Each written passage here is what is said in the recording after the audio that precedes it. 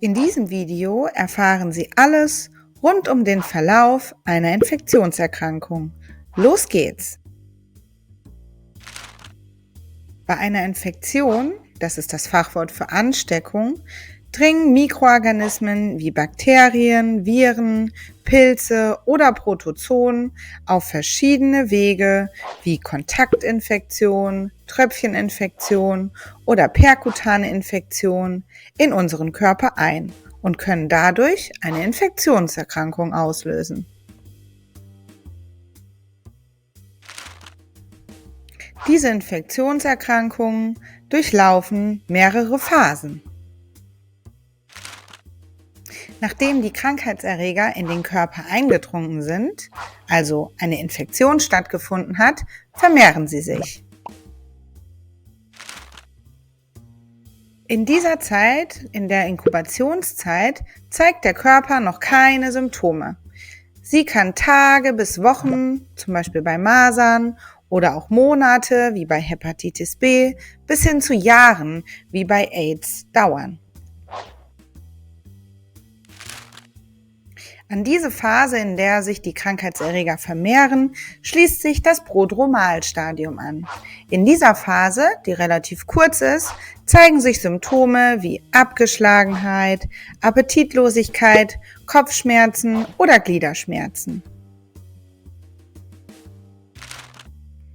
Diese Symptome nennt man unspezifisch oder uncharakteristisch, da sie noch keinen Hinweis auf eine bestimmte Erkrankung geben.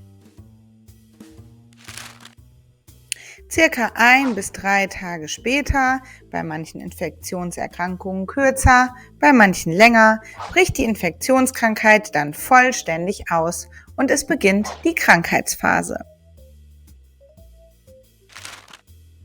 Erst jetzt treten die typischen, also spezifischen Symptome der jeweiligen Infektionskrankheit auf, wie Husten und Schnupfen bei einer Infektion der oberen Atemwege oder Ohrenschmerzen bei einer Mittelohrentzündung. Der Verlauf von Infektionskrankheiten kann akut oder chronisch sein. Als akut wird er dann bezeichnet, wenn er relativ heftig und kurz verläuft, wie beispielsweise bei einer Influenza, also der Virusgrippe. Dabei kann man 2 bis 3 Wochen wirklich krank sein.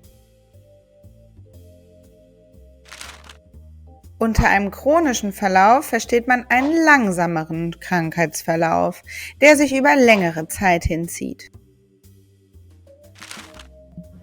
Zum Glück enden die meisten Infektionskrankheiten mit dem Abklingen der Symptome, da das Immunsystem die Erreger besiegen konnte. Der Körper kann sich erholen und es ist nachher kein Erreger mehr im Körper. Diese Phase der Genesung nennt man Rekonvaleszenz.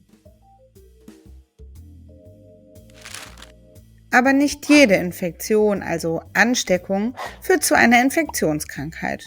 Sonst würde man ja jedes Mal krank werden, wenn man angehustet wird. Die meisten Infektionen werden durch eine sofortige Abwehrreaktion des Immunsystems bekämpft, sodass keine Infektionserkrankung ausbrechen kann. Erst wenn sichtbare Krankheitszeichen, also Symptome auftreten, spricht man von einer Infektionskrankheit. Ob nach einer Infektion auch eine Infektionskrankheit entsteht, ist abhängig von vielen Faktoren. Erstens die Pathogenität, also von der Fähigkeit der eingedrungenen Mikroorganismen, Krankheiten auszulösen. Der zweite Faktor ist die Virulenz, also die Ansteckungskraft der Erreger. Der dritte Faktor ist die Resistenz oder auch die Disposition, also die Abwehrlage oder Widerstandsfähigkeit des Menschen. Der vierte Faktor ist die Quantität, also die Menge der eingedrungenen Erreger. Und der fünfte und letzte Faktor ist, ob bereits ein Schutz gegen wiederholtes Entstehen der Erkrankung vorliegt, also ob der Mensch immun ist, eine Immunität.